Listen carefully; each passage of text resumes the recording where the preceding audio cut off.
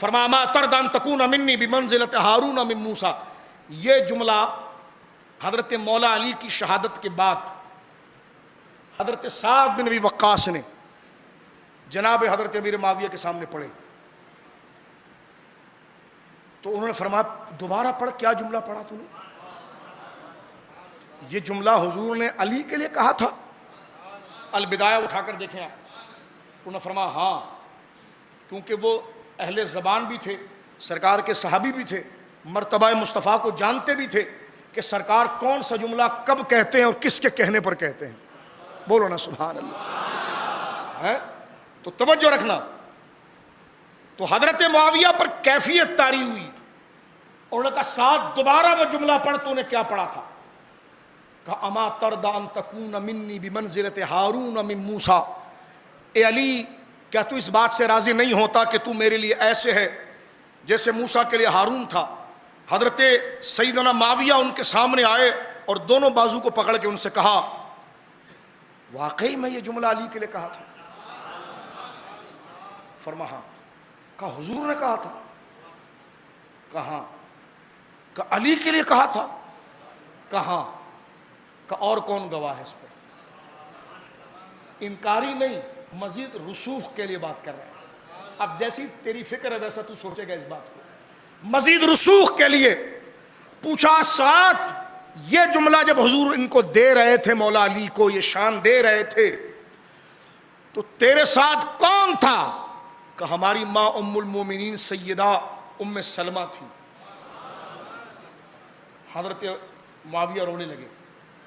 آنے والے مہینوں میں حج تھا, حج میں آئے اور پھر مدینہ منورہ پہنچے اور ام المومنین سیدہ ام سلمہ کے گھر آئے اور اجازت مانگی تو ہماری ماں اوپر چارپائی پر سریر پر تشریف فرما تھی. ہماری ماں ام المومنین سیدہ ام سلمہ تھا. حضرت معاویہ کی خلافت تھی. آپ دروازے کے اندر آئے اور کہا امی جان ایک ہی بات پوچھنا ہے, زیادہ وقت نہیں, آپ کے آرام میں مخل نہیں. انہوں نے فرمایا امیر المومنین پوچھئے, کیا پوچھنا چاہتے ہیں آپ؟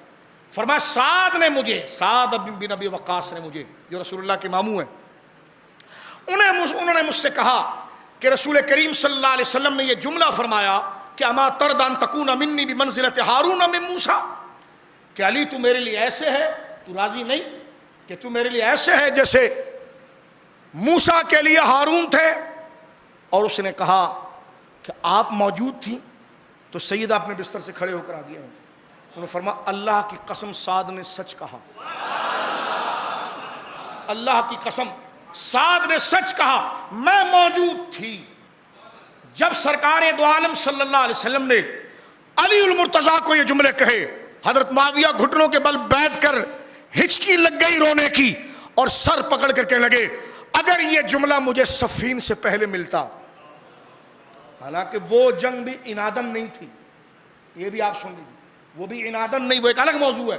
وہ عنادن نہیں تھی, وہ بغضی نہیں تھی, وہ قصاص عثمان پر, اور وہ نہ چاہتے وہ مشاجرات ہیں. اور میں پہلے قانون پہنچ بتا چکا ہوں کہ اس میں ہم توقف کریں گے, اور اس پہ توقف کریں گے کیونکہ خدا نے ان کی ضمانتیں اٹھائی ہیں, خدا کے کلام نے ان کی ضمانتیں اٹھائی ہیں, اور وہ مشاجرات امت کی ترقی کے لیے ہوئے, فتنے کے لیے نہ ہوئے.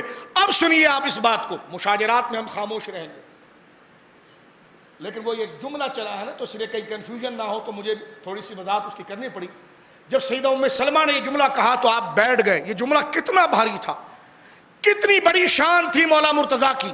آپ زمین پر بیٹھ کر کہنے لگے کاش یہ صفین سے پہلے میں سنتا تو کنت خادمہ, میں علی کے پاؤں پکڑ کر اس کا غلام رہتا. یہ جملہ کتنا بڑا ہے.